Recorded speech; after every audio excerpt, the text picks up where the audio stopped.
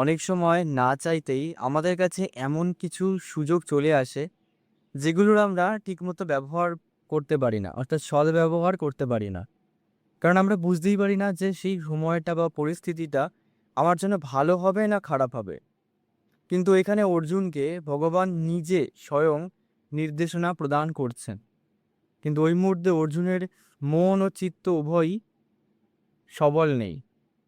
তো চলুন আজকে আমরা এই ৩২ নম্বর শ্লোকে ভগবান অর্জুনকে কি নির্দেশনা দিচ্ছেন সেটাই আমরা জেনে নেব।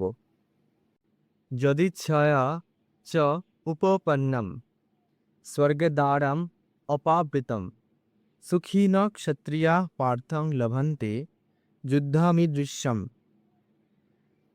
তো ভগবান বলছেন, হে পার্থ, না চাইতেই যে সব ক্ষত্রিয়ের কাছে স্বর্গদ্বার উন্মোচনকারী এই প্রকার ধর্মযুদ্ধ অংশগ্রহণ করার সুযোগ আসে তারা সুখী হন। তো এখানে স্পষ্টত ভগবান শ্রীকৃষ্ণ অর্জুনকে নির্দেশ করছেন যে যে সমস্ত ক্ষত্রিয় ব্যক্তির কাছে যখন এরকম স্বর্গদ্বার পৌঁছে যাওয়ার একটা সুবর্ণ সুযোগ যখন আসে, তখন তাকে কোনোভাবেই অছেদ্যা করা যায় না, করতে নেই। যেমন স্বাভাবিক আমরা বলে থাকি যে হাতের লক্ষ্মীকে কখনো আমাদের পায়ে ঠেলতে নেই।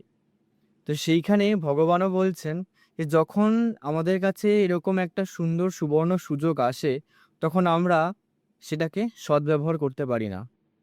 আমরা সেখান থেকে পালানোর চেষ্টা করি, অথবা আমরা অনেকেই আছি যারা বুঝতেই পারি না যে যে কি করব এই পরিস্থিতিতে দাঁড়িয়ে আমরা, এটা আমার জন্য ভালো হবে না খারাপ হবে। তো সেখানে অর্জুনকে যখন ভগবান নির্দেশ করেই দিয়েছেন যে এটা কিন্তু তোমার জন্য স্বর্গদ্বার উন্মোচন করবে, তুমি কিন্তু এই যুদ্ধ করলে সুখী হবে। তো সেই জন্যে এটা বোঝা যাচ্ছে যে এই যুদ্ধের ফলে অর্জুন সুখ লাভ করবে। যখন ভগবান বলেই দিয়েছেন, তখন অর্জুনকে ইতিপূর্বে সে নির্দেশ যথারীতি পালন করাই উচিত। হরি বল।